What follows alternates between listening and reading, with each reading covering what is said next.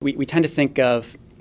innovation as something that sort of follows or is affected by regulation. So in some cases like energy, the government develops policies to try to get companies to invest in areas maybe like renewable energy or wind power or solar, things like that. In others, we tend to think of, if you have a more negative view of regulation, you may think that government oversight inhibits companies from maybe spending money in the ways that they would and developing new products and things like that. This is an interesting case and kind of is different from some of the other conversations in this area because it flips it around and talks about, well, what can innovations actually do to regulations and how might they shape them and how might they, in particular, sort of change the way that the world works within a particular industry or other sort of domain that influences those laws. I think we've identified a sort of innovation, these innovations that are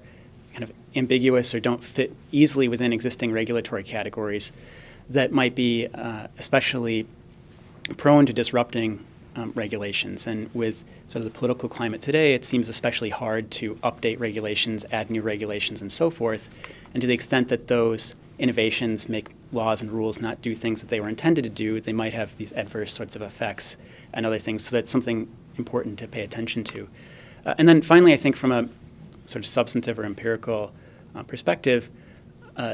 our findings about Glass-Steagall and how by, say, the mid-90s, it was largely ineffective at doing what it had been designed to do by its authors, in the wake of the Great Depression,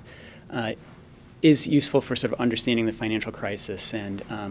the contributing factors to that it likely wasn't Glass-Steagall that was, the repeal of Glass-Steagall that was this precipitating cause of the crisis.